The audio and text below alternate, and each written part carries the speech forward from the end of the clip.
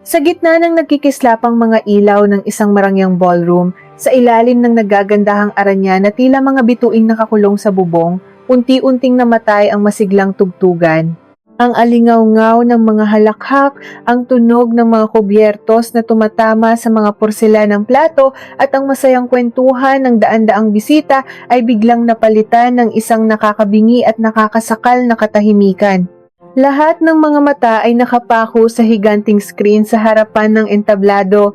Si Aling Letty, na kanina lamang ay nakaupo sa gitna ng hapag na tila isang reyna sa kanyang ikapitumpung kaarawan, ay tila naging isang estatwang yelo. Ang kanyang mamahalin at kumikinang na terno ay tila nawala ng silbi upang itago ang matinding panginginig ng kanyang buong katawan. Nawala ang kulay sa kanyang mukha habang pinapanood niya ang sariling imahe sa screen. Sa video, malinaw na malinaw siyang nakatalikod, nakayuko sa loob ng banyo at walang awang kinukuskus ang mga dumi sa inidoro gamit ang mismong pink na toothbrush ng kanyang manugang. Nagsimula ang mga bulungan. May mga babaeng napabuntong hininga at nagtakip ng bibig dahil sa pandidiri. May mga kalalakihang napailing, hindi makapaniwala sa nakikita ng kanilang mga mata. Sa kalagitnaan ng kaguluhang ito, nakatayo si Paulo, ang nag-iisang anak ni Aling Letty, namumutla at tila pinagtakluban ng langit at lupa. Ngunit sa isang madilim na sulok ng bulwagan, malayo sa sentro ng atensyon, tahimik na nakatayo si Maya. Walang luha sa kanyang mga mata, walang bakas ng awa sa kanyang mukha. Ang kanyang dibdib, na dati ay puno ng pagmamahal at pag-unawa, ay tila naging isang malamig na bato. Nakatingin siya kay Aling Letty, pinapanood kung paano gumuho ang mapagpanggap na mundo ng kanyang biyenan. Sa loob-loob niya, naramdaman niya ang isang kakaibang ginhawa, isang matamis na patak ng hustisya na matagal na niyang inaasam. Hindi madali para kay Maya na umabot sa puntong ito. Bago maging yelo ang kanyang puso, dumaan siya sa nagbabagang apoy ng paghihirap, pagtitiis at pambabasto sa sarili niyang pamamahay. Bumalik ang kanyang alaala, 3 buwan na ang nakalipas. Isang maulan at malamig na gabi iyon nang magsimula ang pagguho ng kanyang pinapangarap na masayang pamilya. Kakarating lamang nila ni Paulo mula sa kanilang trabaho. Pagod ang katawan ni Maya, umaasang makakapagpahinga sa malambot nilang sofa sa bahay na matagal niyang pinag-ipunan. Ang bahay na ito ang kanyang pinakamalaking tagumpay bilang isang babae. Bawat bloke, bawat pintura at bawat muebles ay galing sa kanyang dugo at pawis mula sa ilang taong pagtatrabaho nang walang day off. Ngunit nang buksan niya ang pinto, tumambad sa kanya ang napakaraming maleta at mga karton sa gitna ng sala. Sa ibabaw ng kanyang paboritong alpombra, nakatayo ang mga sapatos na puno ng putik. At sa gitna ng kanyang sala, nakaupo si Aling Letty, ang ina ni Paulo, nakahalokip-kip at may malamig na tingin. Ipinaliwanag ni Paulo na kailangang ipaayos ang bubong ng lumang bahay ng kanyang ina sa probinsya, kaya pansamantala muna itong titira sa kanila. Bilang isang Pilipinang lumaki sa tradisyon na igalang ang mga nakatatanda, nilunok ni Maya ang kanyang gulat at pagod. Niyakap niya si Aling Letty, ipinaghanda ng masarap na hapunan at inayos ang pinakamagandang guest room para maging komportable ang matanda. Naisip ni Maya, ina ito ng lalaking mahal niya. Kung mahal niya si Paulo, dapat ay mahalin din niya ang ina nito. Ngunit ang kabutihan ni Maya ay sinuklian ng unti-unting paglason sa kanyang kapayapaan. Hindi pa man lumilipas ang 1 linggo, naramdaman na ni Maya na hindi siya ang may bahay sa sarili niyang tahanan. Nagsimula ito sa mga simpleng puna na tila mga maliliit na karayom na ibinabaon sa kanyang balat. Tuwing nagluluto si Maya, bago pumasok sa opisina, nakatayo si Aling Letty sa likuran niya, tila isang bantay sa kulungan. Ang dami mo namang ilagay na mantika, gusto mo ba kaming patayin sa sakit sa puso? Ang mga babae talaga ngayon, walang alam sa wastong paghawak ng badyet, palaging litanya ng matanda na sinasadyang laksan ng boses upang marinig ni Paulo na nagkakape sa kabilang kwarto. Pinipigilan ni Maya ang kanyang hininga at pilit nang humingiti. "Opo ma, babawasan ko po bukas." Ngunit hindi tumigil doon ang panghihimasok ni Aling Letty. Dumating ang araw na mismong ang pagkonsumo ng bigas ay binabantayan nito. Tuwing takip silim bago pa man makauwi si Maya, sinasadya ni Aling Letty na magluto ng kanin na sapat lamang para sa kanilang dalawa ni Paulo. Nang minsan umuwi si Maya na gutom at naghanap ng makakain, natagpuan niyang walang natirang kanin sa kaldero. Nang magtanong siya, malamig siyang tiningnan ni Aling Letty. Nagda-diet ka naman, di ba? Tsaka sayang ang bigas kung magsosobra. Kung nagugutom ka, uminom ka ng tubig. Ang mahal-mahal ng bilihin ngayon, hindi pwedeng puro kalamon. Nasaktan si Maya. Gusto niyang sumagot na ang bigas na iyon ay binili mula sa sarili niyang sahod, na ang bahay na iyon ay pagmamay-ari niya, ngunit pinili niyang manahimik. Tiningnan niya si Paulo, umaasang ipagtatanggol siya ng kanyang asawa. Ngunit nakayuko lamang si Paulo sa kanyang cellphone, umiiwas sa tingin ni Maya. Sa gabing iyon, sa loob ng kanilang kwarto, umiyak si Maya ng walang tunog. Niyakap siya ni Paulo at bumulong, "Pasensya ka na, Maya. Matanda na si nanay. Alam mo naman ang mga matatanda, mabilis magtampo. Intindihin mo na lang, para walang gulo. Ako na lang ang nakikiusap sa'yo." Ang mga salitang iyon ni Paulo ang unang malalim na sugat sa puso ni Maya. Ang lalaking pinangakuan siyang poprotektahan sa harap ng altar ay siya pang naguutos na tanggapin niya ang pang-aabuso. Sa bawat pagpikit ni Maya sa gabi, nararamdaman niyang unti-unting nauupos ang kanyang pagmamahal sa asawa. Ang bahay na dati niyang kanlungan ay naging isang malamig na bilangguan. Mas lalo pang lumala ang sitwasyon nang magsimulang mag-imbita si Aling Letty ng mga kaibigan at kumari nito mula sa kanilang probinsya nang walang paalam. Isang araw ng linggo, nagising si Maya sa malalakas na tawanan mula sa sala. Paglabas niya ng kwarto, nakita niya ang 5 matatandang babae na nakaupo sa kanyang sofa, kinakain ng mga mamahaling tsokolate at prutas na inipon niya para sana sa kanilang anibersaryo ni Paulo. Nagkalat ang mga balat ng pagkain sa sahig at ang paboritong florera ni Maya ay basag sa isang sulok. "Ayan na pala ang manugang ko," malakas na anunsyo ni Aling Letty na tila nandidiri. "Naku mga kumare, pasensya na kayo at hindi kayo napaghandaan. Yang manugang ko kasi laging tulog. Walang alam sa gawaing bahay. Maswerte nga yan at kinasal sa anak kong si Paulo na napakabait." Namula ang buong mukha ni Maya sa hiya at galit. Naririnig niya ang mga mapanuyang halakhak ng mga bisita. Gusto niyang sumigaw. Gusto niyang palayasin silang lahat palabas ng kanyang pintuan. Ngunit napakagat na lamang siya sa kanyang ibabang labi hanggang sa malalasahan niya ang sariling dugo at naglakad pabalik sa kwarto. Iniisip ni Maya na baka umabot na sa sukdulan ang lahat ng paghihirap niya. Umaasa siyang magigising si Paulo at makikita ang pagmamalupit sa kanya. Ngunit ang hindi alam ni Maya, ang mga nangyaring ito ay simula pa lamang ng isang mas malagim na bangungot. Isang hapon, umuwi si Maya ng maaga dahil masama ang kanyang pakiramdam. Nais lamang niyang mahiga sa sarili niyang kama at magpahinga. Pagkabukas niya ng pintuan ng kanilang master bedroom, tila tumigil ang pag-ikot ng kanyang mundo. Nakakalat ang kanyang mga damit at personal na gamit sa sahig, tila dinaanan ng bagyo. Ang mga litrato nila ni Paulo sa ibabaw ng side table ay nakataob, at sa gitna ng kanyang malambot na kama, nakahiga si Aling Letty. Ang mas nakakapanindig balahibo ay ang suot ng matanda. Suot ni Aling Letty ang pulang silk robe ni Maya, isang napaka-personal na regalo ni Paulo noong sila ay nag-honeymoon. Hawak ng matanda ang remote ng aircon, nakataas ang mga paa sa una na paboritong sandalan ni Maya. "Anong ginagawa niyo rito, ma? Bakit nakakalat ang mga gamit ko?" At pilit na pinapakalma ni Maya ang nanginginig niyang boses. Tiningnan siya ni Aling Letty mula ulo hanggang paa, isang tingin na puno ng paghamak. "Masakit ang likod ko sa guest room. Masyadong matigas ang kama roon. Mula ngayon, dito na ako matutulog." Kayo ni Paulo ang lumipat doon. "Tutal, lalaki naman ang anak ko. Siya ang haligi ng tahanan. Karapatan kong piliin kung saan ko gusto sa bahay ng anak ko." Hindi na nakapagtimpi si Maya. "Bahay ko po ito, ma. Pera ko po ang pinambili rito bago pa man kami makasal ni Paulo." Biglang tumayo si Aling Letty, nanlilisik ang mga mata. Lumapit ito kay Maya at dinuro siya sa mukha. "Wala kang utang na loob. Kung hindi dahil sa anak ko, tatandang dalaga ka.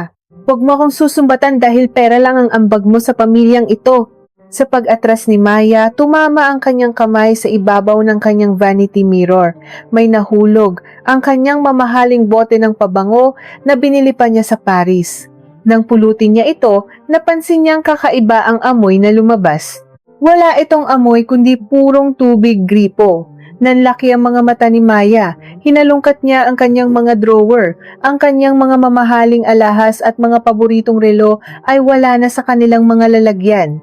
Tumingin siya kay Aling Letty na ngayon ay nakangising aso, bumalik sa paghiga sa kama at kinuha ang kanyang cellphone.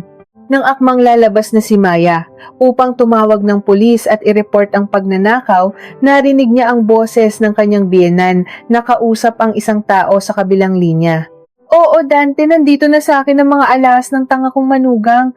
Bukas na bukas din, kukunin ko na ang titulo ng bahay. Wala siyang magagawa, hawak ko sa leeg ang asawa niya. Ihanda mo na ang papeles, tayo ang lilipat dito.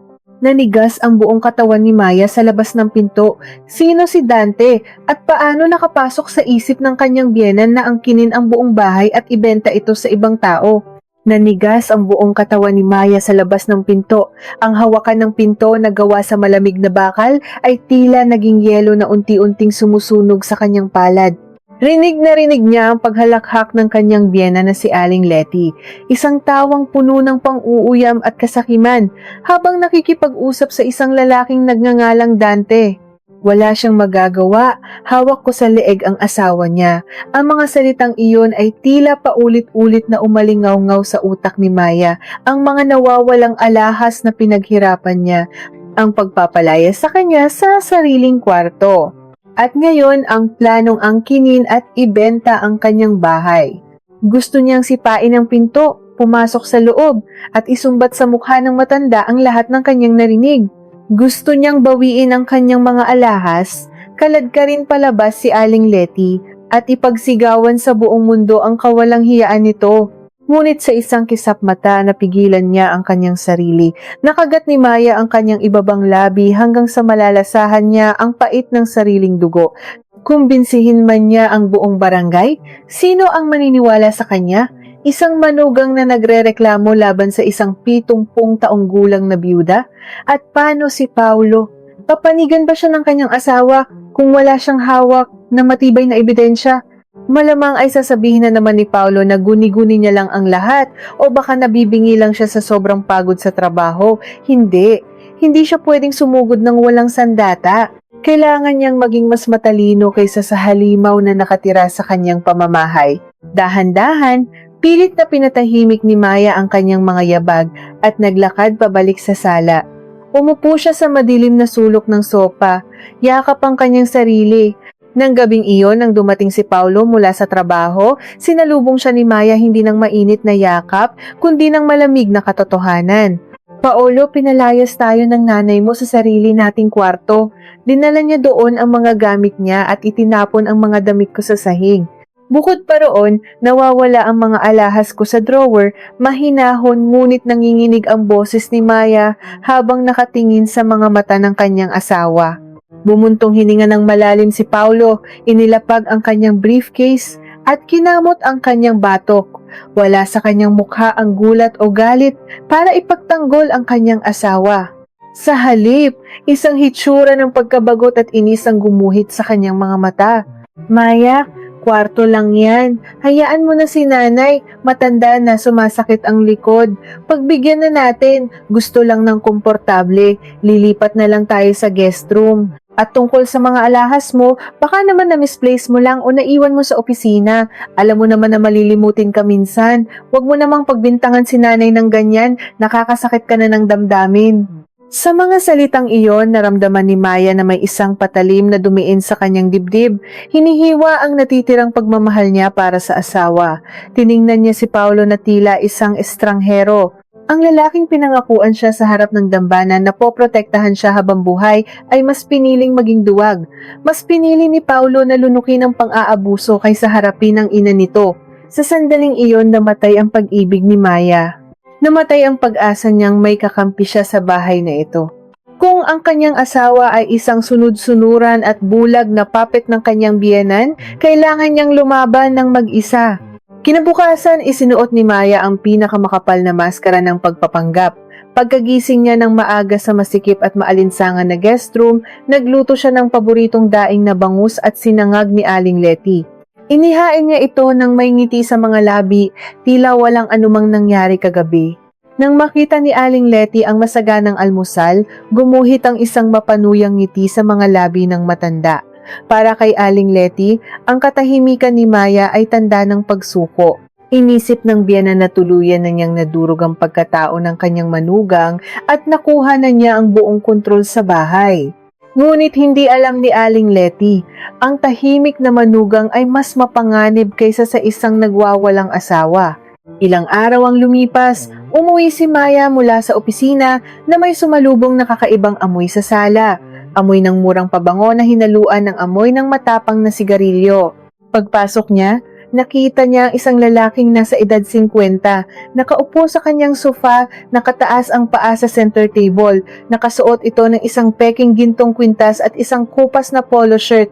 Agad na lumabas si Aling Letty mula sa kusina, may dalang malamig na juice at nakangiti ng pagkalapad-lapad. Ay, Maya, nandyan ka na pala. Masiglang bati ni Aling Letty, tila ibang tao ang kaharap. Ito nga pala si Tito Dante mo, malayong pinsan ko galing sa probinsya. Napadaan lang dito sa Maynila kasi may malaking negosyong inaasikaso. Magaling sa mga investments itong si Dante. Tiningnan ni Dante si Maya mula ulo hanggang paa. Ang kanyang mga mata ay puno ng pagnanasa at pagiging gahaman na hindi man lang niya sinubukang itago. Aba Letty, napakaganda naman pala nitong manugang mo. Maswerte ang anak mo. Maganda na ang bahay, maganda pa ang asawa. Wika ni Dante habang pilit na inaabot ang kamay ni Maya para makipagkamay.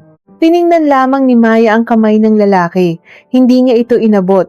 Tumango lamang siya ng bahagya at dumiretso sa kwarto. Pabilis ng pabilis ang tibok ng kanyang puso. Ito ang lalaki sa telepono. Ito ang kasabwat ng kanyang biyenan. At ang pagdating nito sa kanyang bahay ay hudyat na nagsisimula na ang kanilang maitim na plano. Kinabukasan habang nasa trabaho ginamit ni Maya ang kanyang lunch break upang pumunta sa isang electronics shop sa mall. Binili niya ang 3 pinakamahal at pinakamaliit na hidden cameras na kayang i-monitor gamit ang internet sa kanyang cellphone. Ang isa ay nakakubli sa loob ng isang digital na orasan, ang pangalawa ay nakatago sa isang maliit na air freshener, ang pangatlo ay isang USB charger na may maliit na butas para sa lens. Nang matiyak niyang lumabas sina Aling Letty at Dante para mag-grocery noong hapon, nagmadaling umuwi si Maya. Nanginginig ang kanyang mga kamay habang ikinakabit ang mga kamera. Inilagay niya ang orasan sa master bedroom na ngayon ay inangkin na ng biyenan. Ang air freshener ay ipinwesto niya sa sala, eksaktong nakatutok sa sofa kung saan laging nag-uusap ang matanda at ang lalaki. Ang huli ay inilagay niya sa kusina. Binuksan niya ang app sa kanyang cellphone. Malinaw na malinaw ang kuha ng mga video. Naririnig pa ang bawat kaluskos. Huminga ng malalim si Maya. Ang bitag ay nakalatag na. Hihintayin na lamang niyang mahulog ang mga daga. Pagkalipas ng 2 araw habang nakaupo si Maya sa kanyang desk sa opisina at abala sa paggawa ng report, tumunog ang isang notification sa kanyang cellphone. Motion detected sa sala ng kanyang bahay. Agad niyang ibinaba ang kanyang mga dokumento at binuksan ang app. Sa screen ng kanyang cellphone, nakita niya sina Aling Letty at Dante na magkaharap sa center table. Mukhang seryoso ang kanilang pinag-uusapan. May hawak na isang malaking brown envelope si Aling Letty. Mula sa envelope, inilabas ng matanda ang isang ID. Pag-zoom ni Maya sa screen, nakita niyang iyon ay ang driver's license ni Paulo. Sumunod na inilabas ni Aling Letty ay isang bungkos na mga papeles na may logo ng isang kilalang lending company at bangko. Narinig ni Maya ang malutong na tawa ni Dante. Ang tanga talaga nitong anak mo, Letty. Hinahayaan lang nakakalat ang mga ID niya. Kumpleto na ba ang mga pirma? Oo, sagot ni Aling Letty habang naglalabas ng isang ballpen. Ako na ang pumirma. Praktisadong practice ko na ang pirma ng anak ko mula pa nung high school siya. Hindi nila malalaman na hindi si Paulo ang nag-loan nito. Pag nakuha na natin ang 2 milyong piso, lalayas na tayo rito at magpapakasarap sa Amerika. Kumuha ng isang blankong dokumento si Dante at nagsimulang magsulat. Kailangan din natin ng pirma ng manugang mo para sa pagsang-ayon sa pagbenta ng titulo ng bahay. Paano natin makukuha ang pirma ng babaeng yun?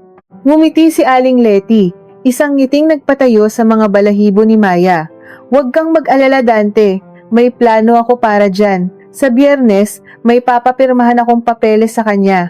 Akala niya matalino siya, pero hindi niya alam na mamaya lang gabi, biglang naputol ang signal ng kamera sa sala.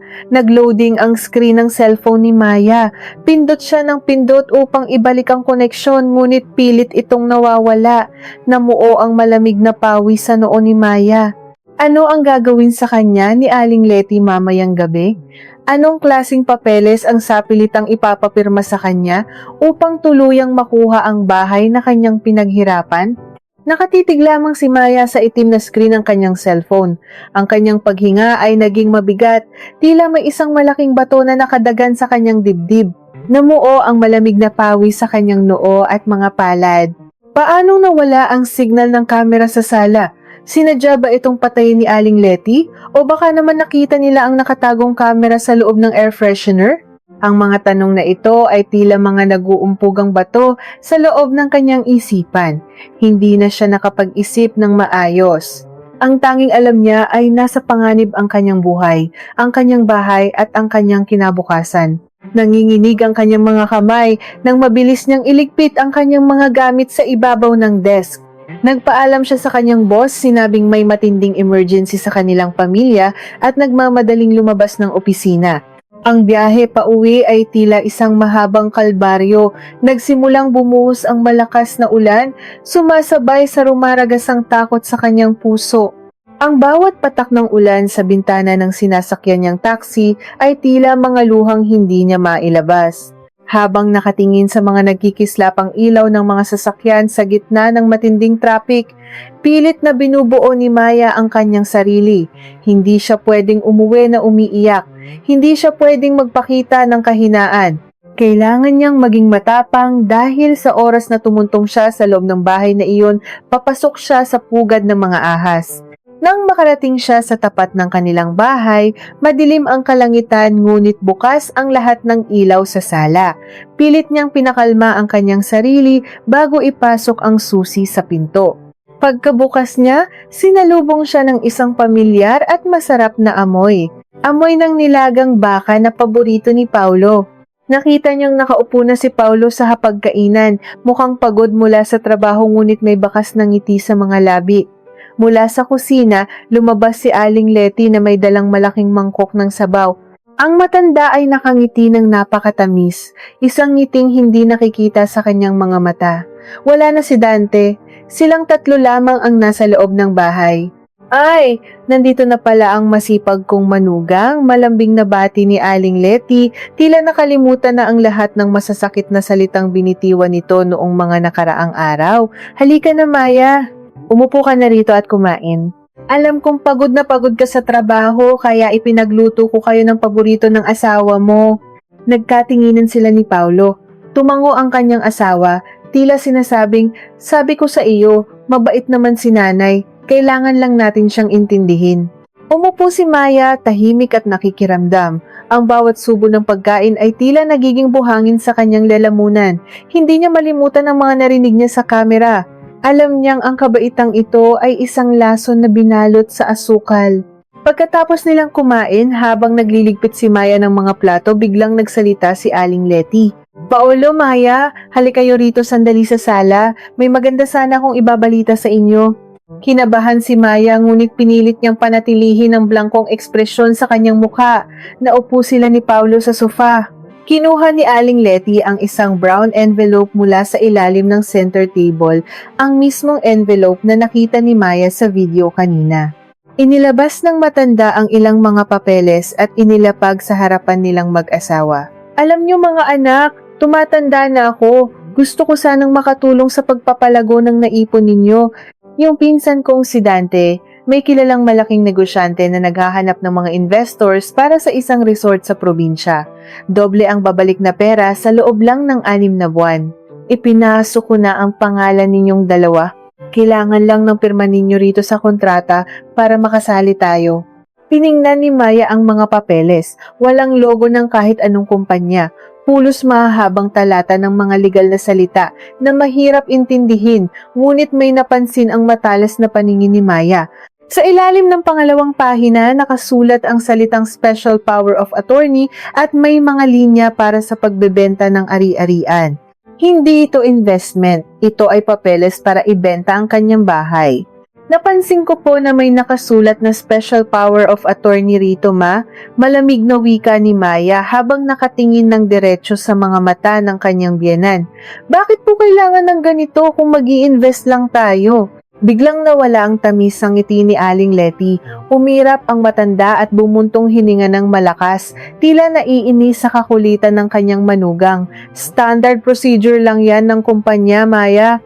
Para kung sakaling nasa Maynila kayo at kailangang asikasuhin ng kita sa probinsya, ako na at si Dante ang pipirma para sa inyo. Napakadali namang intindihin yan, pinapakomplika mo pa. Bumaling si Maya kay Paulo. Paolo, nabasa mo ba ito? Naiintindihan mo ba kung anong pinapapirmahan sa atin ng nanay mo? Tiningnan lamang ni Paulo ang mga papeles saglit at pagkatapos ay tumingin kay Maya na may halong pakiusap. Maya, investment lang naman daw ito. Tinutulungan na nga tayo ni nanay na lumago ang pera natin, naghihinala ka pa. Pirmahan na natin para matapos na. Gusto ko na ring magpahinga. Ang sakit ng ulo ko sa trabaho. Parang gumuho ang mundo ni Maya. Ang asawa niyang nagtapos ng kolehiyo na may magandang posisyon sa kumpanya ay nagpapabulag sa sariling ina dahil lamang sa ayaw nitong nanggulo. O baka naman alam ni Paulo, baka naman kasabwat din ang lalaking pinakamamahal niya sa panlolokong ito?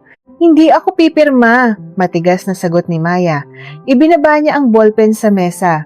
Bukas, ipapabasa ko ito sa abogado ng kumpanya namin. Kung totoo ang investment na ito, wala kayong dapat ikatakot kung ipapasuri ko ang mga dokumentong ito. Biglang tumayo si Aling Letty, namumula ang mukha sa galit. Hindi na nito napigilan ang paglabas ng tunay nitong anyo. Wala kang utang na loob. Tinutulungan na nga kayong guminhawa ang buhay, ikaw pa tumiga ng magsuspetsa. Bakit? Inaakala mo bang nanakawan ko ang sarili kong anak? Napakadamot mo. Simulat sa pool, alam ko nang wala kang kwentang manugang. Nanay, tama na po. Mahinang awat ni Paulo, ngunit hindi siya tumayo upang ipagtanggol si Maya. Sa halip, binalingan niya ang kanyang asawa, nakakunot ang noo at may halong galit. Maya, bakit ba kailangan mo pang palakihin ng issue? Isang pirma lang naman ang hinihingi ni nanay. Huwag mo naman siyang ipahiya ng ganito. Hindi makapaniwala si Maya sa kanyang naririnig. Tiningnan niya si Paulo. Ang mga mata ay puno ng pagkabigo at kalungkutan na hindi kayang masukat ng anumang salita. Ganyan ba kababa ang tingin mo sa sarili mo, Paulo? Ganyan ba kababa ang tingin mo sa ating mag-asawa na hayaan mo na lang na manipulahin tayo sa sarili nating pamamahay? Hindi ko pipirmahan ng papeles na yan kahit anong mangyari. Tumalikod si Maya at naglakad patungo sa guest room. Narinig niya ang pagbato ni Aling Letty ng isang baso sa pader. Kasunod ang malakas na pagiyak ng matanda o maarting inatake sa puso dahil sa sama ng loob. Narinig niya ang pag-aalala ni Paulo at ang panunumbat nito kay Maya habang inaasikaso ang ina, ngunit hindi na lumingon pa si Maya. Pumasok siya sa kwarto at nilak ang pinto. Nanginig ang kanyang mga tuhod at napaupo siya sa sahig. Tumulo ang mga luhang kanina pa niya pinipigilan. Wala na, tuluyan nang nawasak ang pamilyang iningatan niya. Mag-isa na lamang siya sa laban na ito. Kinailangan niyang uminom ng tubig upang pakalmahin ang kanyang sarili. Lumapit siya sa maliit na side table sa loob ng guest room kung saan palaging may nakapatong na pitsel ng tubig at isang baso. Sinalinan niya ang baso. Ngunit nang ilapit niya ito sa kanyang mga labi, napatigil siya. May kakaibang amoy ang tubig, amoy ng isang pamilyar na gamot, isang amoy na kahawig ng mga inireresetang sleeping pills na nawala mula sa kanyang medicine cabinet noong nakaraang linggo. Dali-daling binuksan ni Maya ang kanyang cellphone. Naalala niya na bago namatay ang kamera sa sala, nakakonekta iyon sa cloud storage. Marahil ay may nai-record na hindi niya napanood kanina. Binuksan niya ang folder ng mga save videos at hinanap ang pinakahuling clip bago nawala ang koneksyon. Pinanood niya itong muli. Pagkatapos sabihin ni Aling Letty na may plano siya kung paano makukuha ang pirma ni Maya, may isa pa itong idinugtong na hindi narinig ni Maya ng live dahil sa pagkaputol ng signal. Sa video, nakita niyang inilabas ni Aling Letty ang isang maliit na bote mula sa kanyang bulsa, ang bote ng kanyang nawawalang sleeping pills. Iniabot nito ang bote kay Dante at nakangiting sinabi, "Pagod yan mula sa trabaho mamaya. Dudurugin ko ang 5 nito at ihahalo sa inumin niya." Kapag nakatulog ng mantika ang bruha, saka nating ididikit ang kamay niya sa inkpad para lagyan ng thumb mark ang dokumento at ipapagaya natin sa isang eksperto ang pirma niya. Nanlaki ang mga mata ni Maya. Bumilis ang tibok ng kanyang puso na tila lalabas ito sa kanyang dibdib. Muntik na siyang mahulog sa pinakamasamang patibong.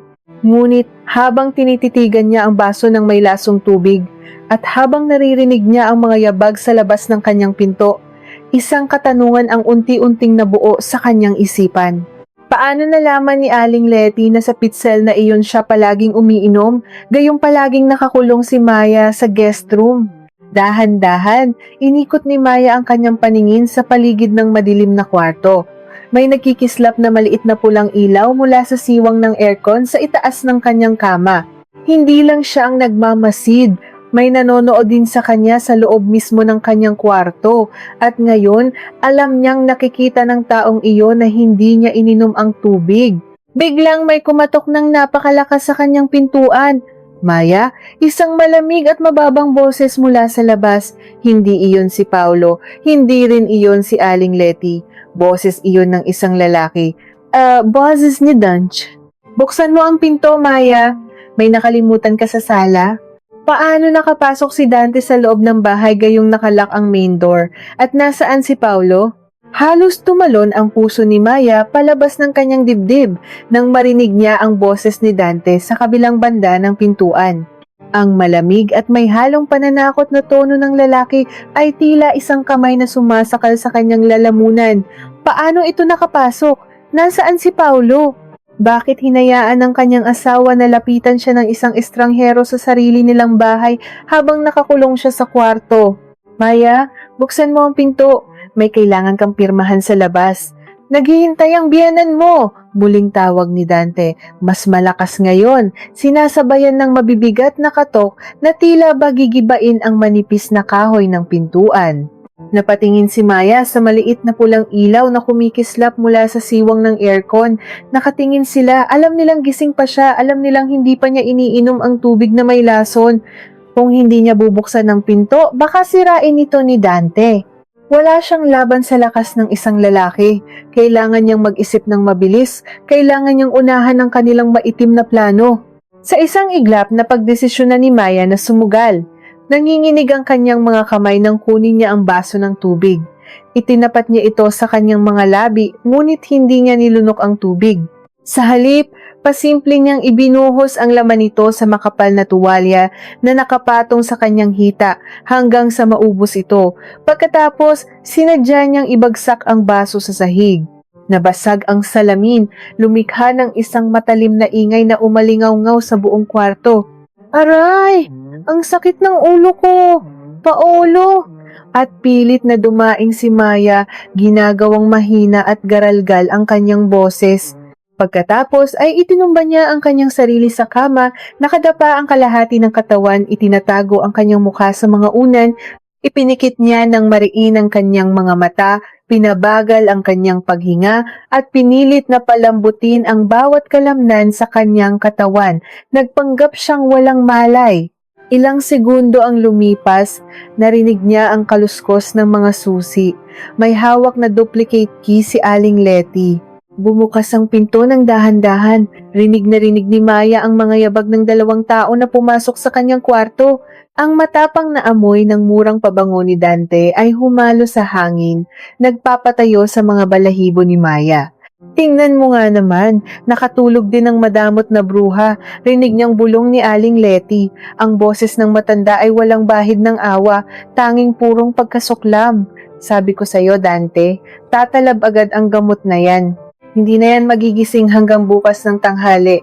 Sigurado ka bang hindi biglang dadating ang asawa nito? Baka mahuli tayo rito. Nag-aalalang tanong ni Dante habang nararamdaman ni Maya ang paglapit ng mga yabag nito sa gilid ng kanyang kama. Isang mapaklang halakhak ang pinakawalan ni Aling Letty.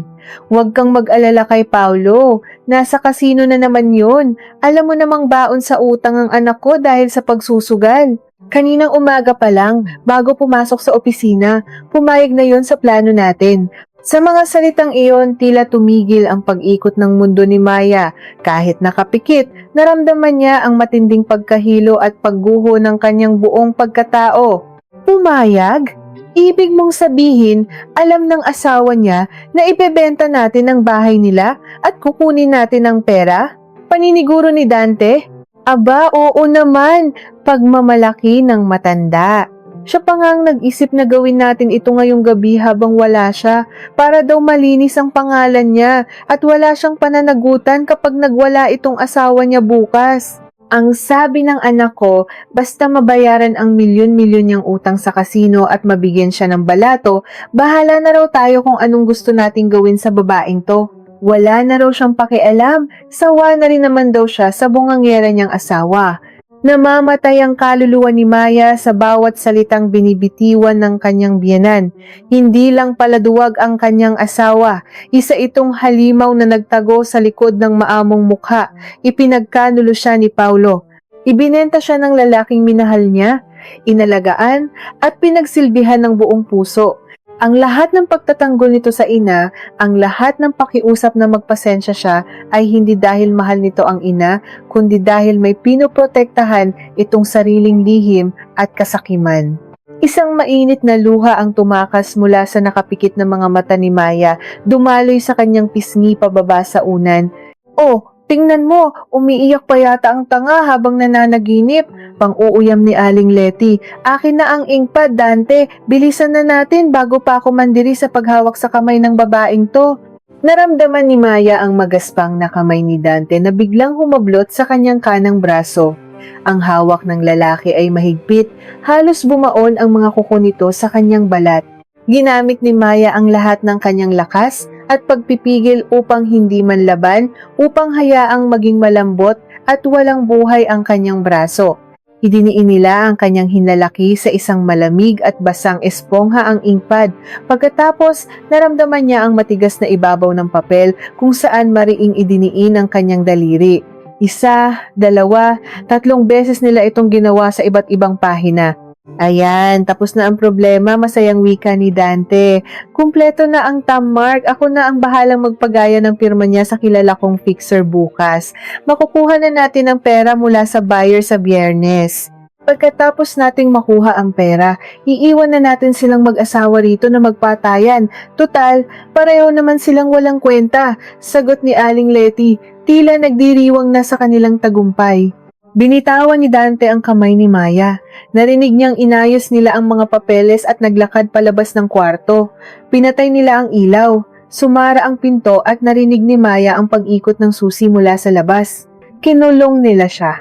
Ilang minuto siyang nanatiling nakadapa, nakikinig sa paligid, sinisiguradong wala ng ibang tao sa loob ng kwarto. Nang matiyak niyang ligtas na siya, dahan-dahan niyang iminulat ang kanyang mga mata. Madilim ang paligid, tanging ang liwanag mula sa poste sa labas ng bintana ang nagbibigay ng anino sa loob at ang maliit na pulang ilaw ng kamera sa aircon. Bumangon si Maya. Umupo siya sa gilid ng kama. Kumuha siya ng tissue at dahan-dahang pinunasan ang itim na tinta sa kanyang hinlalaki. Ang kanyang mukha ay blanko. Wala nang luhang pumapatak mula sa kanyang mga mata. Ang matinding sakit, ang pagkabigo, at ang pagmamahal niya kay Paulo ay tuluyan nang namatay at naging abo. Sa lugar ng mga ito, umusbong ang isang napakalamig at nagbabagang galit. Isang galit na hindi sisigaw kundi tahimik na manununog ng lahat ng taong nanakit sa kanya. Kinuha niya ang kanyang cellphone na nakatago sa ilalim ng unan. Kanina pa, bago siya nagpanggap na mahimatay, binuksan niya ang voice recorder app. Nandoon ang lahat, ang usapan ni Dante at Aling Letty, ang pag-amin sa pekeng papeles. At ang pinakamasakit sa lahat, ang kumpirmasyon ng pagtataksil at pagkabaon sa utang ni Paulo. Hawak niya ang alas. Tumingin siya sa pulang ilaw ng kamera. Ngumiti si Maya, isang ngiting kasing lamig ng kamatayan. Akala niyo tapos na? Nagsisimula pa lang ako. Bulong niya sa sarili. Alam niyang hindi naririnig ng kamera ang kanyang boses kundi nakikita lamang ang kanyang anino. Ngunit ang kanyang plano ng paghihiganti ay biglang naudlot. Habang nakaupo siya sa dilim, may napansin siyang kakaiba. Ang hangin sa loob ng kwarto ay unti-unting nagiging mabigat at mainit. Huminga siya ng malalim at agad na napahawak sa kanyang lalamunan. Isang matapang at nakakasakal na amoy ang pumasok sa kanyang ilong. Amoy ng gas? Tumingin siya sa ilalim ng nakakandadong pintuan. May makapal at maitim na usok na unti-unting gumagapang papasok sa kanyang kwarto mula sa sala. Nagsimulang marinig ni Maya ang nakakakilabot na tunog ng lumalagutok na kahoy. Hindi lang nila ninakaw ang kanyang bahay. Gusto ba nilang burahin ng tuluyan ang tanging taong makakapigil sa kanilang plano? Umubo si Maya nang mapuno ng makapal at maitim na usok ang kanyang mga baga. Ang amoy ng sumisingaw na gasilya ay tila isang matapang na lason na unti-unting pumapatay sa hangin sa loob ng maliit na kwarto. Gumapang siya sa malamig na sahig, pilit na iniiwasan ng usok na mas mabilis na naiipon sa itaas na bahagi ng silid. Ang kanyang mga mata ay nag-umpisang magluha at hapdi habang ang kanyang dibdib ay sumisikip sa bawat paghinga. Hindi lamang nila ninakaw ang kanyang pera, ang kanyang bahay at ang kanyang asawa. Gusto nilang burahin ang kanyang mismong pag-iral sa mundong ito. Gusto nilang palabasin na isang aksidente ang mangyayari na nakalimutan niyang patayin ang kalan, na nakatulog siya at nasunog siya ng buhay. Isang perpektong krimen para sa mga halimaw na walang budhi. Sa gitna ng pagkahilo, pinilit ni Maya na buuin ang kanyang isipan. Hindi siya mamamatay sa gabing ito. Hindi siya papayag na ang huling kabanata ng kanyang buhay ay isusulat ng mga taong nagtaksil sa kanya. Gumapang siya patungo sa bintana. Ang salamin nito ay nakasara, ngunit ang mas malaking problema ay ang matibay na bakal na rehas sa labas. Walang paraan upang makalusot siya roon. Tumingin siya sa paligid hanggang sa magtagpo ang kanyang paningin sa lumang window type na aircon na nakakabit sa pader. Ito na lamang ang tanging butas patungo sa labas. Kinuha niya ang mabigat na lampshade sa ibabaw ng side table. Gamit ang natitirang lakas, ibinagsak niya ito ng buong higpit sa mga gilid ng aircon upang sirain ang mga tornilyo at kahoy na pumipigil dito. 1, 2, 3 malalakas na hampas. Binaliwala niya ang sakit sa kanyang mga braso at ang sugat na nakuha niya mula sa mga tumalsik na piraso ng salamin. Ang pisikal na sakit ay walang panama sa sugat na nilikha ni Paulo sa kanyang kaluluwa. Nang maramdaman niyang lumuwag na ang makina, itinukod niya ang kanyang dalawang paa sa pader at itinulak ang aircon palabas ng buong lakas. Isang malakas na kalabog ang umalingaw-ngaw mula sa labas nang bumagsak ang mabigat na makina sa basang lupa ng kanilang likod bahay. Pumasok ang malamig na hangin at ang ulan. Walang pag-aalinlangang isiniksik ni Maya ang kanyang sarili sa parisukat na butas. Naramdaman niya ang matalim na gilid ng yero na humiwa sa kanyang tagiliran at mga braso, ngunit hindi siya tumigil.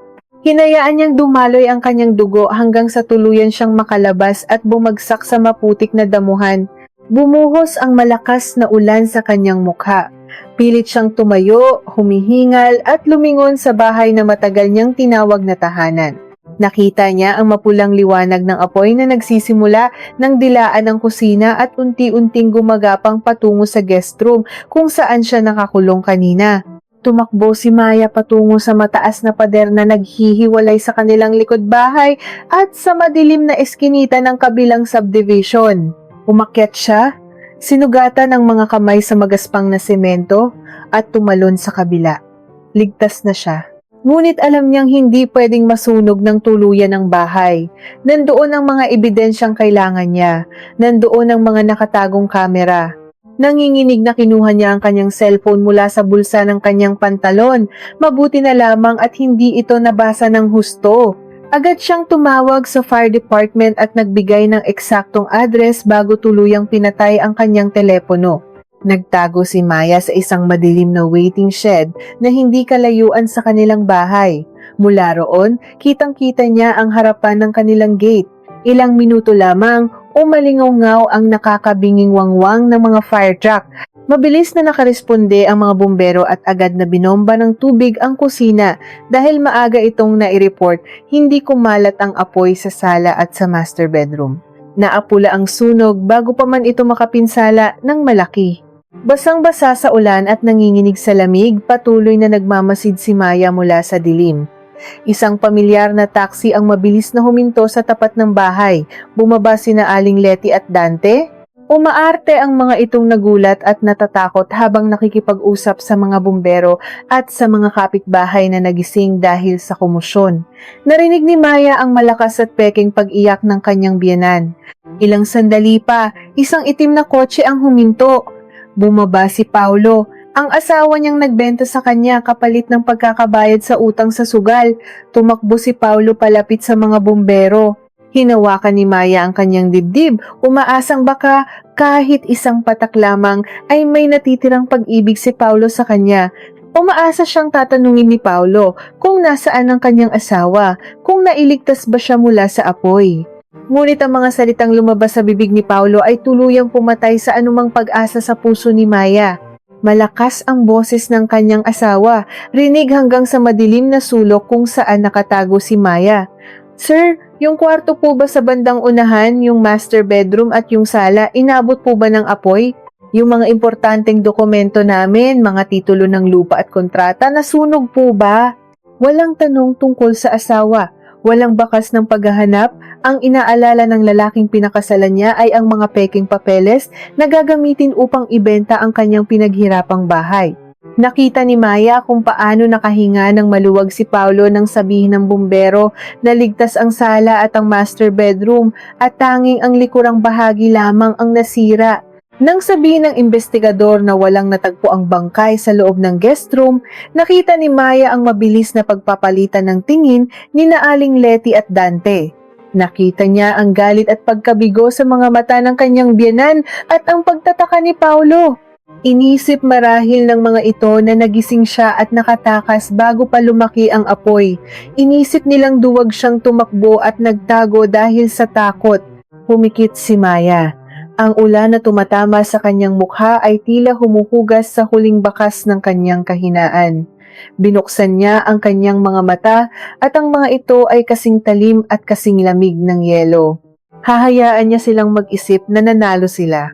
Hahayaan niya silang ipagpatuloy ang kanilang kasakiman dahil habang mas mataas ang kanilang lipad, mas masakit ang kanilang pagbagsak. Tumalikod si Maya at naglakad palayo sa ulan, hindi na muling lumingon sa bahay na puno ng kasinungalingan. Makalipas ang isang oras, isang kumatok ang bumasag sa katahimikan ng isang marangyang condominium sa Makati. Binuksan ito ni Clara, isang matapang at kilalang abogado na pinakamatagal at pinakamatalik na kaibigan ni Maya mula pa noong kolehiyo. Nanlaki ang mga mata ni Clara nang makita ang kaibigan. Basang-basa, puno ng putik, may mga sugat sa braso at may bahid ng tuyong dugo sa pisngi. Niyakap ni Clara nang mahigpit si Maya at inalalayan papasok. Ipinagtimpla niya ito ng mainit na kape, ginamot ang mga sugat at binigyan ng tuyong damit. Habang nakaupo sa sofa, ibinuhos ni Maya ang lahat. Ikinuwento niya ang bawat panlalait, ang pagkawala ng mga alahas, ang peking investment, ang lason sa tubig, ang gasilya, at ang pinakamasakit sa lahat ang kasunduan ni Paulo at ng biyenan nito. Ipinakinig ni Maya ang voice record na nakuha niya mula sa kamera. Naiyak si Clara sa galit at awa sa sinapit ng kaibigan. Hayop sila, mga walang pusong demonyo. Maya, bukas na bukas din pupunta tayo sa presinto. Isasampa natin ang lahat ng kasong pwedeng isampa. Attempted murder, falsification of public documents, theft, lahat. Ipapakulong natin ang asawa mo at ang nanay niya. Ngunit umiling si Maya. Tiningnan niya si Clara ng may hindi matibag na determinasyon. Hindi, Clara. Kung ipapakulong ko sila bukas, makakapag-isip pa sila ng paraan para makapagbayad ng piyansa. Baka mabaliktad pa nilang kwento at palabasing ako ang nasisiraan ng bait dahil wala ako sa bahay nang mangyari ang sunog. Kung ganoon, ano ang gusto mong gawin? Naguguluhang tanong ni Clara.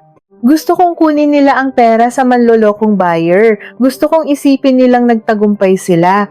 At higit sa lahat, gusto kong maranasan nila ang pinakamatinding kahihiyan na hindi nila malilimutan hanggang sa huling hininga nila, malamig na wika ni Maya. Kinuha ni Maya ang kalendaryo sa ibabaw ng mesa ni Clara. Itinuro niya ang isang petsa, eksaktong 1 linggo mula ngayon. Sa susunod na Sabado, ang ika-70 kaarawan ng biyenan ko, matagal na siyang nagmamayabang sa buong barangay at sa mga kamag-anak niya sa probinsya na magkakaroon siya ng pinakamagarbong fiesta sa isang sikat na hotel. Ngayong hawak na nila ang papeles, sigurado akong itutuloy nila iyon para magpasikat. Doon, sa harap ng lahat ng taong tinitingala siya, sa harap ng lahat ng mga kaibigan at boss ni Paulo, doon ko sila lulumpuhin. Nakita ni Clara ang alab sa mga mata ng kaibigan at dahan-dahang tumango. Isang ngiti ng paghanga at pagsuporta ang sumilay sa labi ng abogado. Kung iyan ang gusto mo, sasamahan kita. Gagamitin ko ang lahat ng koneksyon ko para pabilisin ang pagkalap natin ng mga solidong ebidensya na hindi nila matatakasan. 3 araw ang lumipas, nanatiling nagtatago si Maya sa kondo ni Clara. Sa mga araw na iyon, walang ginawa si Maya kundi panoorin ang mga live feed mula sa mga hidden cameras na nakakabit pa rin sa loob ng kanyang bahay. Nakita niya kung paano nagbunyi sina Aling Letty at Paulo nang makuha nila ang malaking halaga ng cash bilang paunang bayad mula sa pagbebenta ng kanyang bahay.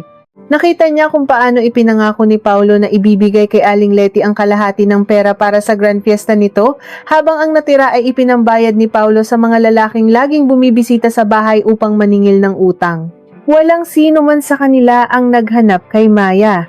Ipinagkalat pa ni Aling Letty sa mga kapitbahay na sumama raw si Maya sa ibang lalaki kaya ito nawawala. Bawat kasinungalingan, bawat paghalakhak ng mga taong ito sa loob ng kanyang tahanan ay tahimik na inire-record ni Maya at iniipon sa isang malaking folder na tatawagin niyang tribute video. Isang hapon, pumasok si Clara sa kwarto na may dalang makapal na folder, mukhang seryoso at may halong gulat sa kanyang mukha. Maya, pinasuri ko sa private investigator ko ang background nitong si Dante at yung taong sinasabi nilang buyer ng bahay mo. Hindi ka maniniwala sa natuklasan ko. Napatingin si Maya, naghihintay sa sasabihin ng kaibigan. Ibinagsak ni Clara ang folder sa ibabaw ng kama at inilabas ang isang lumang litrato at mga dokumento ng pulisya. Itong si Dante hindi siya malayong pinsan ng biyenan mo. Ang tunay niyang pangalan ay Danilo, isang convicted scammer na nagtago sa probinsya. At ang mas malala, may matagal na silang lihim na relasyon ni Aling Letty. Pero hindi iyon ang pinakamasabog na balita. Huminga ng malalim si Clara bago ipagpatuloy. Yung malaking halaga na natanggap ni Paulo bilang advance payment mula sa pagkabenta ng bahay, hindi iyon galing sa lehitimong buyer. Galing iyon sa isang malaking sindikato na ginagamit ni Dante para mag-launder ng pera. At ngayong naibigay na ni Paulo ang titulo at dahil pekeng pirma mo ang nakalagay doon, hindi maitatransfer sa pangalan ng sindikato ang bahay. Kapag nalaman ito ng sindikato, hindi lang kaso ang aabuti ni Paulo at ng nanay niya.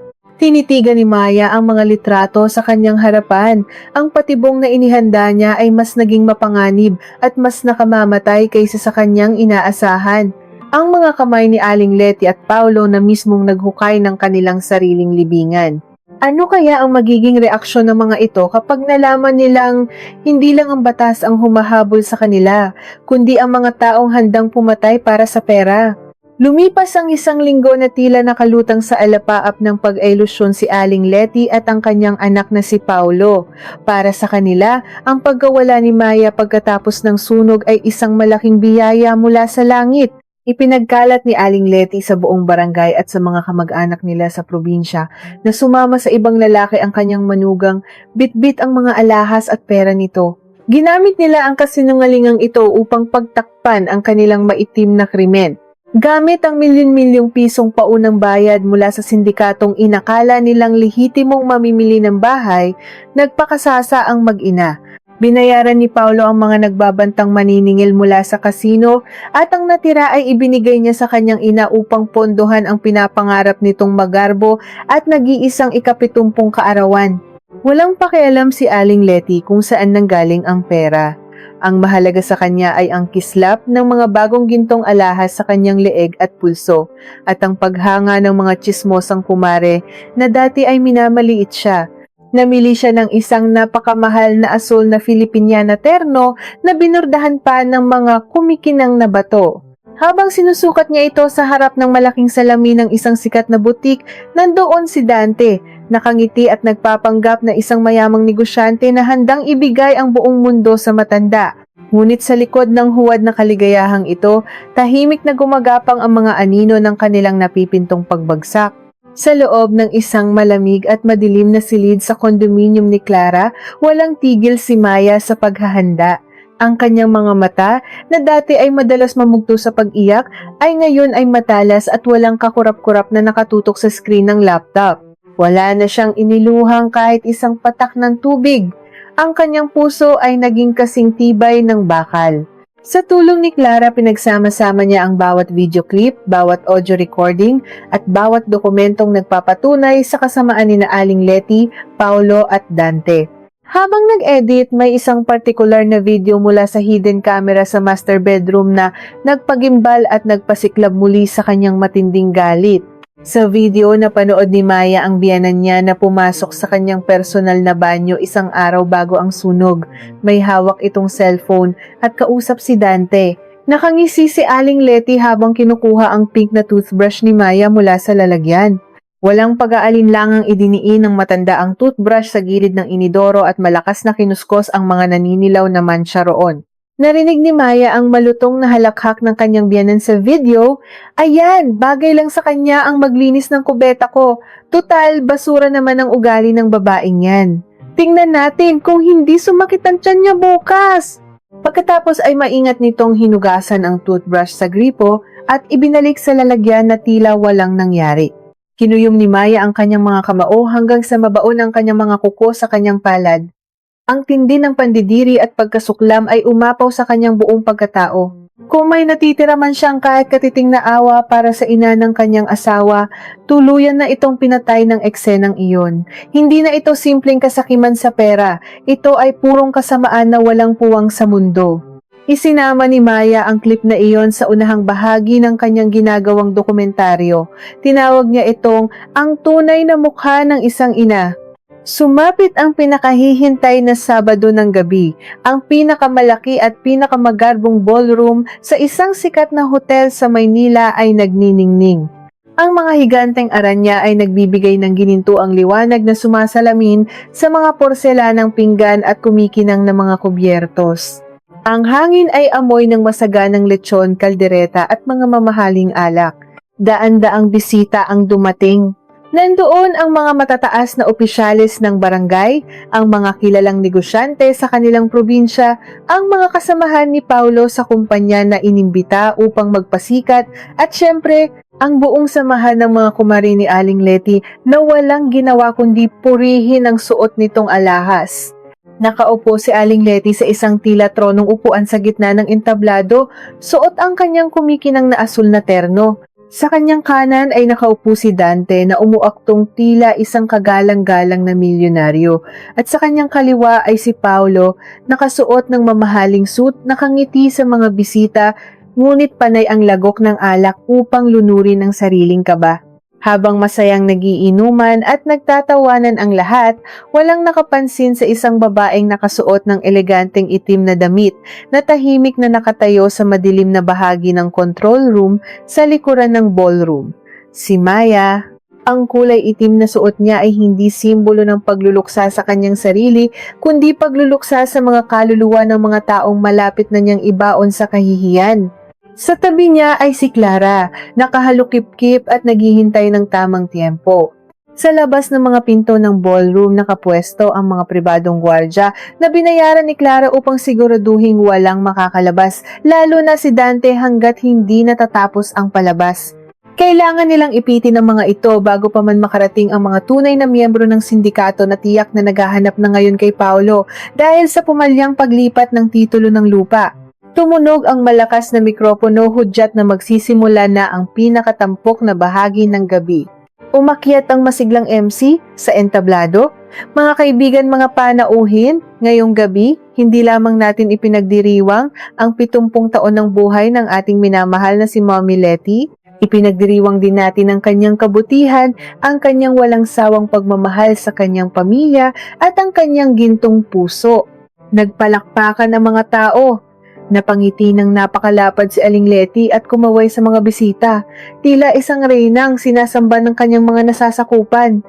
Kaya naman, patuloy ng MC bilang isang espesyal na regalo mula sa kanyang pamilya, saksihan po natin ang isang madamdaming tribute video na magpapakita kung gaano kabuti at kadakila ang ating nag-iisang Mommy Letty. Unti-unting pinatay ang mga ilaw sa buong ballroom. Tanging ang higanteng LED screen sa likod ng entablado ang nagbibigay ng liwanag. Tumahimik ang lahat, naghihintay na tumugtog ang isang malungkot at madamdaming kanta. Naglabas pa ng mga panyo ang ilan sa mga kumare ni Aling Letty, handang umiyak sa kaligayahan. Sa control room, mahigpit na hinawakan ni Maya ang mouse ng computer. Ang kanyang puso ay tumitibok ng tahimik ngunit puno ng nag-aalab na puot. Tumingin siya kay Clara, tumango ang kanyang kaibigan. Pinindot ni Maya ang play. Ngunit walang madamdaming musika ang umalingaw-ngaw sa mga speaker ng hotel. Walang mga lumang litrato ng masayang pamilya ang lumabas sa screen. Ang unang narinig ng daan-daang bisita ay isang pamilyar at matinis na boses. Isang boses na puno ng kalupitan at pang-uuyam. Boses iyon ni Aling Letty. Kasabay nito ay ang paglabas ng malinaw na video ng matanda sa loob ng banyo, nakatalikod, hawak ang pink na toothbrush at walang awang kinukuskos ang inidoro. At habang nakanganga at namumutla sa matinding gulat si Aling Letty sa kanyang kinauupuan, umalingaw-ngaw sa buong bulwagan ang kanyang sariling mga salita mula sa video. Bagay lang sa kanya ang maglinis ng kubeta ko. Basura naman ang ugali ng babaeng yan. Nagsimulang magiba ang ihip ng hangin sa loob ng ballroom, ngunit iyon pa lamang ang unang 10 segundo ng video. Handa na ba silang masaksihan ang buong katotohanang susunog sa kanilang mga kaluluwa? Kung kanina ay punong-puno ng paghahanga at pagpupuri ang buong grand ballroom, ngayon ay tila ito naging isang malaking hukay ng kahihiyan. Ang unang 10 segundo ng video na nagpapakita kay Aling Letty habang walang awang kinukuskos ang inidoro gamit ang toothbrush ni Maya ay sapat na upang wasakin ang ginintuang imahe na matagal niyang pinaghirapang buuin. Parang binuhusan ng malamig na tubig ang lahat ng mga bisita. Ang mga kumare ni Aling Letty na kanina lamang ay panay ang himas sa kanyang mga braso at panay ang papuri sa kanyang mamahaling terno, ngayon ay unti-unting lumalayo, tila nandidiri na madikitan ang matanda. Ang kapitan ng kanilang barangay na ginagalang ng lahat ay napabuntong hininga at napailing ng mariin. Ang mga katrabaho at boss ni Paulo na inimbita pa nila mula sa kumpanya ay nagkatinginan, bakas ang matinding pagkadismaya at pagkaiskandalo sa kanilang mga muka. Sa gitna ng entablado, nakatayo si Aling Letty, namumutla at nanginginig ang mga labi. Ang kanyang mamahaling asul na Filipiniana ay tila naging isang mabigat na kadena na sumasakal sa kanya. Pilit niyang ibinuka ang kanyang bibig upang magsalita, upang isigaw na kasinungalingan ang lahat, ngunit walang boses na lumabas. Tila umurong ang kanyang dila sa tindi ng gulat at takot. Ngunit hindi pa tapos ang parusa. Nagpatuloy ang pag-ikot ng video sa higanteng LED screen. Mula sa banyo, nagbago ang eksena, lumabas ang malinaw na kuha mula sa sala ng bahay. Malinaw na malinaw ang pagmumukha ni Aling Letty at ng lalaking nagpakilalang isang mayamang negosyante si Dante. Nakaupo sila sa sofa. May hawak na brown envelope at mga papeles. Umalingaw-ngaw sa buong bulwagan ang boses ni Dante mula sa video, isang boses na kanina lang ay nagpapanggap na magalang sa mga bisita. Ang tanga talaga nitong anak mo, Letty. Hinahayaan lang nakakalat ang mga ID niya. Kumpleto na ba ang mga pirma? Kasunod nito ay ang sagot ni Aling Letty, isang sagot na tila isang patalim na direktang itinarak sa puso ni Paulo. Oo, ako na ang pumirma. Praktisadong practice ko na ang pirma ng anak ko mula pa noong high school siya. Hindi nila malalaman na hindi si Paulo ang nag-loan nito. Pag nakuha na natin ang 2 milyong piso, lalayas na tayo rito at magpapakasarap sa Amerika. Lahat ng mata ay mabilis na bumaling kay Paulo. Ang asawa ni Maya, ang lalaking nagpikit mata sa pang-aabuso ng kanyang ina dahil sa pag-aakalang nasa panig niya ito, ay tila pinagbagsakan ng langit at lupa. Namuo ang malalaking patak ng pawis sa kanyang noo. Ang kanyang mamahaling suit na binili mula sa perang nakuha nila sa bahay ay tila naging isang nagbabagang apoy na sumusunog sa kanyang balat. Tiningnan ni Paolo ang kanyang ina, ang kanyang mga mata ay nanlalaki at puno ng luha ng pagkawasak. "Nanay, pinikihan niyo ang pirma ko? Ginawa niyo akong tanga?" Nanginginig at basag ang boses ni Paolo habang nagtatanong sa gitna ng maraming tao. Ang lalaking laging nagtatanggol sa kanyang ina ay ngayon ay nakaharap sa katotohanang siya mismo ay biktima ng kasakiman nito. Hindi nakasagot si Aling Letty. Pilit niyang inabot ang braso ng kanyang anak, ngunit marahas itong iniwas ni Paulo, tila nandidiri sa paghawak ng sariling ina. Nagpatuloy ang video, ang susunod na eksena ang tuluyang nagpabagsak sa anumang natitirang pag-aalinlangan ng mga bisita. Ipinakita sa screen ang maliit na bote ng sleeping pills. Narinig ng lahat ang nakakapanindig balahibong plano ng matanda. "Dudurugin ko ang 5 nito at ihahalo sa inumin niya. Kapag nakatulog ng mantika ang bruha, saka natin ididikit ang kamay niya sa inkpad." Kanya-kanyang singhap at mahinang tili ang narinig mula sa mga kababaihan sa loob ng ballroom. "Diyos ko po! Plano nilang patayin ang manugang niya!" Bulong ng isang ginang sa kabilang mesa, ngunit sapat ang lakas upang marinig ng lahat sa gitna ng namamayaning katahimikan. "Mga demonyo! Wala silang kaluluwa!" Dugtong pa ng isa.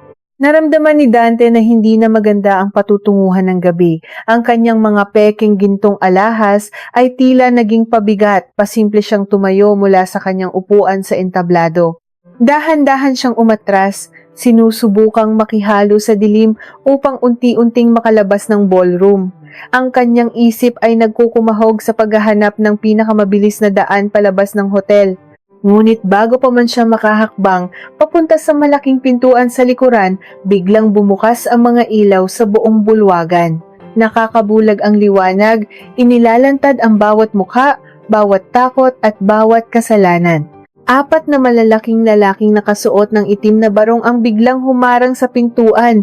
Sila ang mga pribadong gwardya na inupahan ni Clara. Malalaki ang kanilang mga braso at seryoso ang mga muka. Hinarang nila si Dante, malakas na itinulak pabalik sa loob ng ballroom, kaya't napasalampak ito sa sahig na may carpet. "Saan ang punta mo, boss?" Hindi pa tapos ang palabas, malamig na wika ng isa sa mga gwardya. Sa gitna ng kaguluhan, isang pamilyar at matapang na tunog ng takong ang umalingaw-ngaw mula sa likurang bahagi ng ballroom. Tak, tak, tak! Bawat hakbang ay tila pagtibok ng isang pusong naghahanap ng hustisya. Mula sa hanay ng mga naguguluhang bisita, dahan-dahang naglakad si Maya patungo sa gitna ng pasilyo. Nakasuot siya ng isang eleganting itim na damit na bumabagay sa kanyang maputlang balat. Ang kanyang buhok ay maayos na nakalugay at ang kanyang mukha ay walang kahit anong bakas ng luha o panghihina. Siya ay tila isang diyosa ng katarungan na bumaba upang singilin ang mga may utang sa kanya. Nahawi ang mga tao. Kusang nagbigay ng daan ang mga bisita, nakatingin sa kanya ng may halong paggalang, awa at labis na pagkagulat. Inakala nilang lahat na sumama siya sa ibang lalaki o namatay sa sunog. Ngunit narito siya, buhay na buhay, at hawak ang katotohanan. Nang makita ni Aling Letty si Maya, tila nakakita ito ng multo. Nang hina ang mga tuhod ng matanda at napahawak ng mahigpit sa gilid ng mesa upang hindi matumba. Ang kanyang mga mata ay nanlalaki sa matinding takot at galit. "Ikaw!" tili ni Aling Letty, ang boses ay matinis at puno ng desperasyon. Itinuro niya si Maya gamit ang nanginginig na daliri. "Ikaw ang gumawa nito! Mga sinungaling! Edited yan!" Gawa-gawa lang ng babaeng yan ang video para siraan ako dahil inggit na inggit siya sa akin. Pinalayas ko siya dahil nagnanakaw siya sa amin. Huminto si Maya sa paanan ng entablado. Tiningnan niya ang kanyang biyenan nang may isang kalmadong ngiti na mas nakakatakot pa kaysa sa anumang sigaw. Hindi siya nagpakita ng galit. Sa halip, ibinaling niya ang kanyang tingin kay Paulo na ngayon ay nakaluhod na sa sahig, humahagulgol. at pilit na tinatakpan ng kanyang mukha gamit ang kanyang mga kamay dahil sa matinding kahihiyan sa harap ng kanyang mga boss at katrabaho. Paolo! Malambing ngunit nakakapaso ang tinig ni Maya. Umalingaw-ngaw ang kanyang boses sa buong tahimik na ballroom. Naaalala mo ba noong gabi ng sunog? Noong tinatanong mo sa bumbero kung nasunog ba ang titulo ng bahay imbes na itanong kung buhay pa ba ang asawa mo? Napatingala si Paulo. Ang mga mata ay namumula at puno ng luha. Maya, patawarin mo ako. Hindi ko alam na ganito ang gagawin nila sa'yo. Patawarin mo ako. Nagipit lang ako sa utang. Isang mapaklang tawa ang kumawala sa mga labi ni Maya. Hindi mo alam? O pumikit ka lang dahil mas madaling ibenta ang pagkatao ko kaysa harapin ang sarili mong mga pagkakamali? Ibinenta ninyo ang bahay na pinagpuyatan ko, ginamit ninyo ang peking pirma ko, at hinayaan mong planuhin nilang lasonin ako sa sarili kong kwarto. Lumingon si Maya sa buong paligid, hinaharap ang daan-daang bisita. Mga kaibigan, mga bisita, pasensya na po kung nasira ko ang selebrasyon ninyo. Ngunit kailangan ninyong makilala kung sino talaga ang taong pinalakpakan ninyo kanina.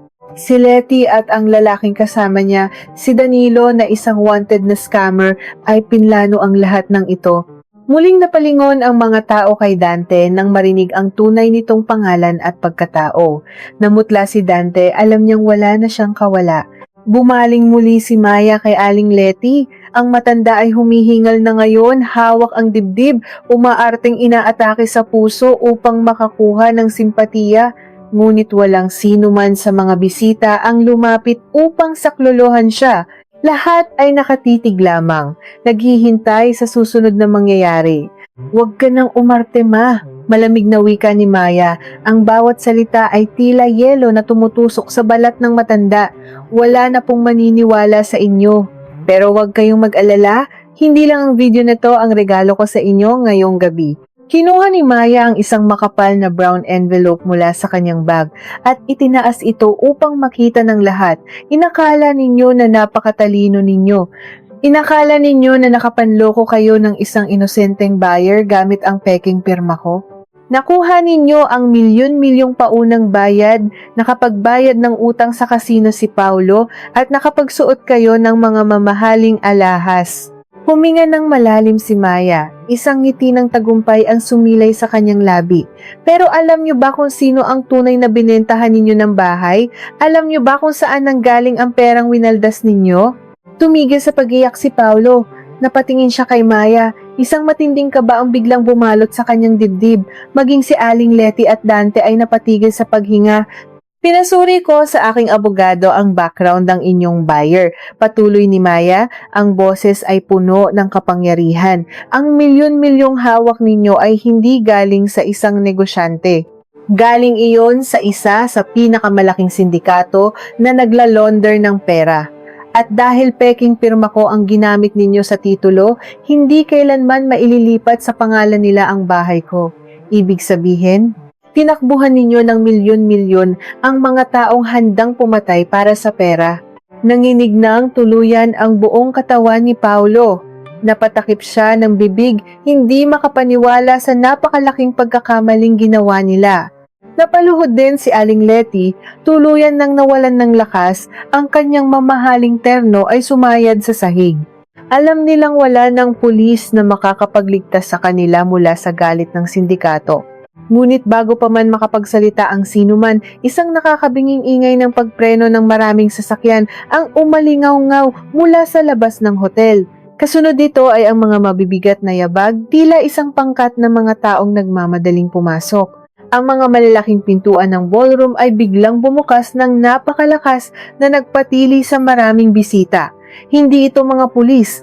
Pumasok ang higit sa 10 kalalakihang nakasuot ng itim na jacket, may mga seryoso at nakakatakot na mukha, at may mga nakabukol sa kanilang mga baywang na tila mga armas. Nanguna ang isang matangkad na lalaking may peklat sa mukha. Inilibot niya ang kanyang madilim na paningin sa buong ballroom hanggang sa magtagpo ang kanilang mga mata ni Paulo at Aling Letty. Napangiti si Maya at dahan-dahang humakbang paatras, hinahayaan ang tadhana na tapusin ang kwentong siya mismo ang sumulat. Paano sisingilin ng mga taong ito ang utang na hindi kailanman mababayaran ng buhay ni na Aling Letty at Paulo? Tila huminto ang pag-ikot ng mundo sa loob ng Marangyang Ballroom. Ang masayang musika ay matagal nang namatay at ang tanging naririnig na lamang ay ang mabibigat na yabag ng mga lalaking nakasuot ng itim na jacket. Ang bawat hakbang nila ay nagdadala ng nakakapasong takot na unti-unting bumabalot sa buong silid. Nagtakbuhan ang mga bisita patungo sa mga gilid at sulok ng bulwagan, nagkukumahog na makalayo sa sentro ng gulo. Ang mga tsismosang kumare ni Aling Letty na kanina lamang ay nakikipagplastikan at nagmamalaki sa kanilang mga alahas ay ngayon ay nanginginig na nagtatago sa ilalim ng mga mesa, takot na madamay sa sumabog na iskandalo. Ang matangkad na lalaking may malalim na peklat sa pisngi, ang tila pinuno ng sindikato, ay dahan-dahang lumapit sa paanan ng entablado. Ang kanyang mga mata ay walang buhay kasing lamig ng asero na nakatitig ng diretso kay Paulo. Nanginginig ang buong katawan ni Paulo. Ang kanyang mga tuhod ay tuluyan ng bumigay at siya ay napasubsob sa sahig. Ang kanyang mamahaling suit na binili mula sa perang ninakaw niya sa kanyang asawa ay nabasa ng kanyang sariling malamig na pawis at luha. Nasaan ang titulo? Mababa, garalgal, ngunit nakakapanindig balahibong tanong ng lalaking may peklat.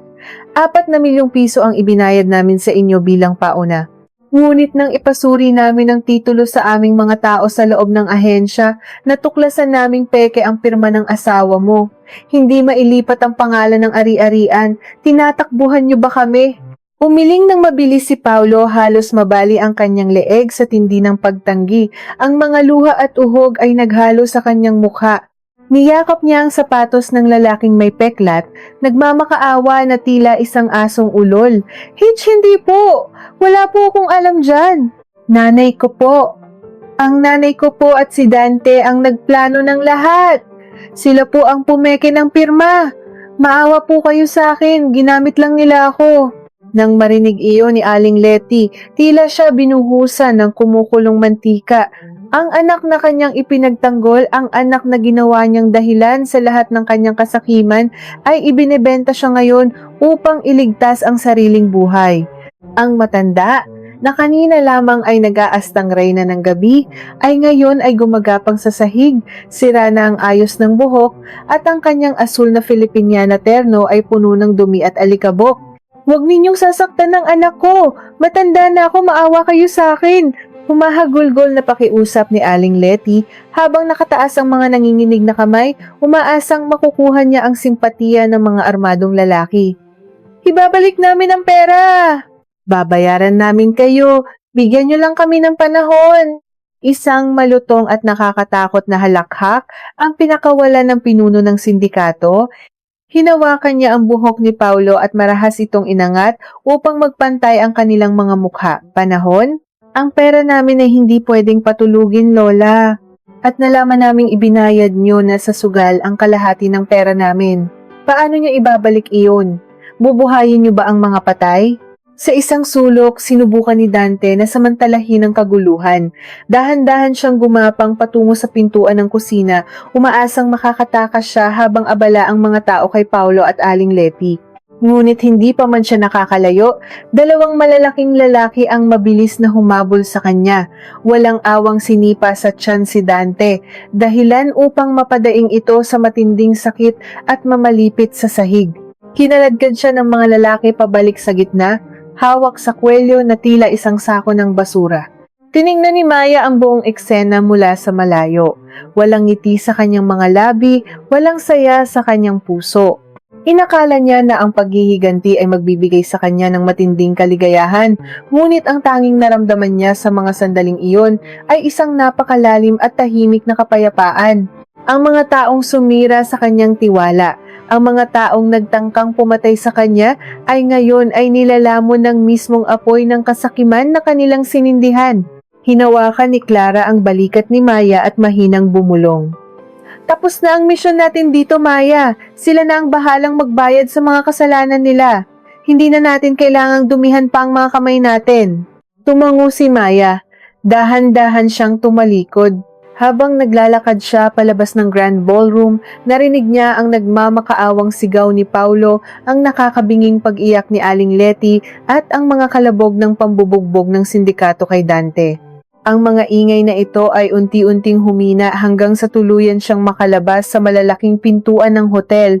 Sinalubong siya ng malamig na hangin ng Maynila. Tumingala si Maya sa madilim na kalangitan. Huminga siya ng malalim, pinupuno ang kanyang mga baga ng sariwang hangin na matagal na niyang hindi nalalanghap. Ang mabibigat na kadena na pumulupot sa kanyang leeg sa loob ng maraming buwan ay tuluyan ng naputol. Malaya na siya. Lumipas ang 6 na buwan. Ang balita tungkol sa nangyari sa ika-70 kaarawan ni Aling Letty ay naging usap-usapan sa buong probinsya at sa lahat ng mga kakilala nila. Walang sino man ang nais tumulong sa kanila. Ang mga kumare na dati ay palaging bumibisita upang makikain at makipagtsismisan ay nagbingi-bingihan at nagbulag-bulagan. Natagpuan ni Aling Letty ang kanyang sarili sa isang masikip, madilim at umaalingasaw na silid sa isang eskinita sa gilid ng riles ng tren. Wala na ang kanyang mga mamahaling damit, wala na ang mga kumikinang na alahas. Araw-araw, suot niya ang isang kupas at butas-butas na duster, naghihintay ng limos o tirang pagkain mula sa mga kapitbahay na minsang minaliit niya. Ang kanyang katawan ay pumayat, ang kanyang buhok ay naging tila manipis na sinulid, at ang kanyang mga mata ay palaging balisa, takot na baka bumalik ang mga lalaking nakaitim na bumugbog sa kanyang anak. Si Dante ay tuluyan ng nakulong matapos isuko ng sindikato sa mga pulis nang makuha nila ang lahat ng ari-arian nito. Si Paolo naman ay naging tila isang multong nagtatago sa anino. Hindi na siya makabalik sa kanyang trabaho matapos ang eskandalong nasaksihan ng kanyang mga boss. Upang makapagtago mula sa mga miyembro ng sindikato na patuloy na naghahanap sa kanya para singilin ang natitirang utang, nagtrabaho siya bilang isang tagahakot ng isda sa isang malayong daungan sa probinsya. Ang kanyang mga kamay na dati ay pino at malinis ay ngayon ay puno ng sugat, kalyo at malansang amoy na hindi na aalis kahit ilang beses siyang maligo. Isang gabi, habang nakaupo si Paulo sa gilid ng madilim na pantalan, nanginginig sa lamig at pagod, kinuha niya mula sa kanyang bulsa ang isang gusot at kupas na litrato. Litrato nila ni Maya noong araw ng kanilang kasal. Tiningnan niya ang masayang ngiti ng babaeng nagmahal sa kanya ng buong puso, isang babaeng handang isakripisyo ang lahat para sa kanya. Tumulo ang mainit na luha sa maruming pisngi ni Paulo. Ipinagpalit niya ang isang dalisay na diamante para sa mga batong walang halaga. Pinili niyang maging duwag at ngayon ang kanyang buong buhay ay isang walang katapusang bangungot ng pagsisisi at takot. Sa kabilang panig ng mundo, sa ilalim ng maliwanag na kalangitan ng Paris, nakaupo si Maya sa isang maliit na cafe malapit sa Eiffel Tower. Nakasuot siya ng isang simple ngunit eleganteng trench coat, humihigop ng mainit na espresso at pinagmamasda ng mga taong naglalakad sa kalsada. Ginamit niya ang mga naipon niya upang magsimula ng bagong buhay sa ibang bansa.